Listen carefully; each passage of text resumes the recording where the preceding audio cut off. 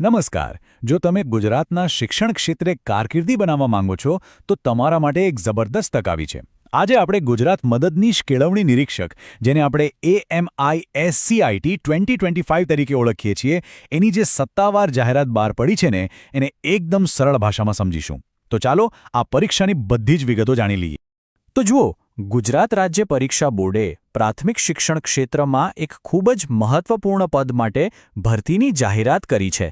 જે અનુભવી શિક્ષકો છે ને, એમના માટે લીડરશિપમાં આગળ વધવાનો આ એક સુવર્ણ અવસર છે એમ કહી શકાય. અને આ કોઈ નાનીસૂની ભરતી નથી. આંકડો જુઓ, કુલ 236 જગ્યાઓ માટે અરજીઓ મંગાવવામાં આવી છે. મતલબ કે આ એક બહુ મોટી ભરતી છે. અને જે પણ યોગ્ય ઉમેદવારો છે એમના માટે ભવિષ્ય બનાવવાની એક શાનદાર તક છે. તો ચાલો આપણા પહેલા વિભાગ પર આવીએ. AIET 2025 એક નવી તક.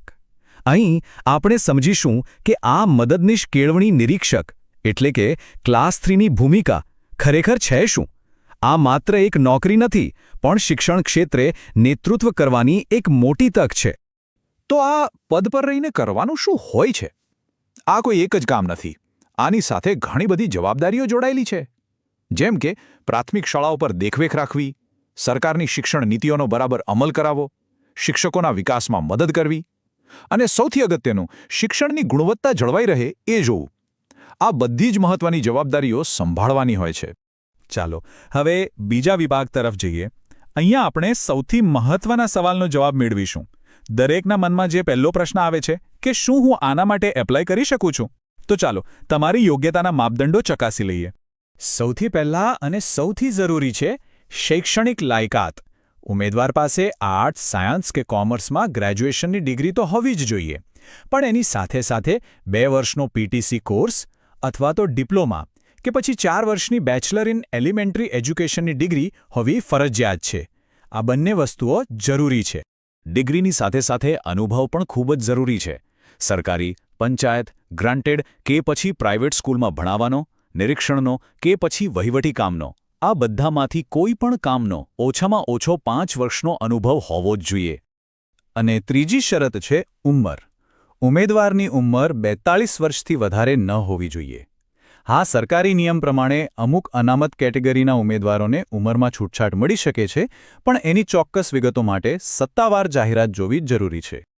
ચાલો હવે આપણે ત્રીજા વિભાગ પર આવીએ. 2 તબક્કાની પરીક્ષા.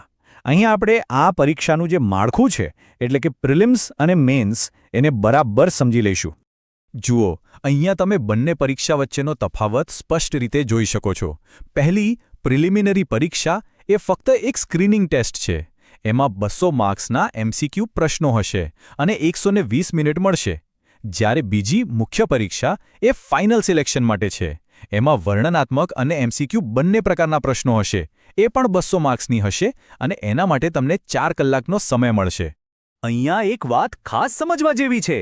જાહેરાતમાં સાફ લખ્યું છે કે પ્રિલિમ્સના જે માર્ક્સ છે ને એ ફાઇનલ મેરિટ લિસ્ટમાં ગણાશે નહીં. એનો મતલબ એ છે કે પ્રિલિમ્સ પરીક્ષા ફક્ત ક્વોલિફાય કરવા માટે છે. તમારું સિલેક્શન તો મુખ્ય પરીક્ષામાં તમે કેવું પરફોર્મ કરો છો એના પર જ આધાર રાખશે. અને હા, એક ચેતવણી સમજી લો, અહીંયા નેગેટિવ માર્કિંગ છે. પ્રિલિમ્સમાં અને મેન્સના MCQવાળા ભાગમાં દરેક ખોટા જવાબ માટે તમારા 0.25 માર્ક્સ કપાઈ જશે. એટલે જે જવાબ પાક્કો ન આવડતો હોય એમાં રિસ્ક લેવામાં કોઈ સમજદારી નથી. ઓકે, તો હવે આપણે ચોથા વિભાગ પર આવી ગયા છીએ, જ્યાં આપણે સિલેબસને સમજીશું. પરીક્ષામાં પાસ થવા માટે શું વાંચવું અને કેવી રીતે વાંચવું એ જાણવું ખૂબ જ જરૂરી છે. અહીં તમે પ્રિલિમ્સ અને મેન્સ બંને પરીક્ષાના સિલેબસનું માળખું જોઈ શકો છો. પ્રિલિમ્સમાં 2 પાર્ટ છે અને મેન્સમાં 2 પેપર છે. ચાલો હવે એના મુખ્ય વિષયો કયા છે એના પર એક નજર નાખીએ. પ્રિલિમ્સના પાર્ટ 1માં જનરલ સ્ટડીઝ છે, એટલે કે ગુજરાતનો ઇતિહાસ, ભૂગોળ, બંધારણ, રિઝનિંગ અને કરંટ અફેર્સ.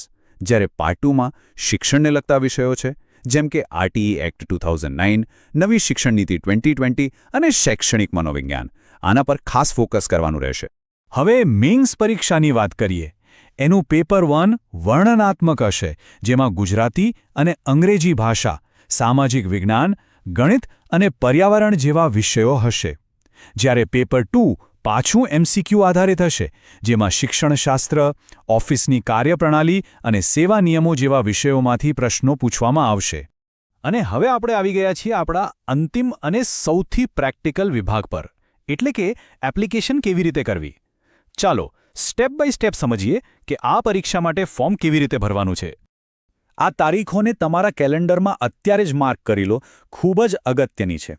ફોર્મ ભરવાની શરૂઆત 15 જાન્યુઆરી 2025થી થશે અને છેલ્લી તારીખ છે 29 જાન્યુઆરી 2025.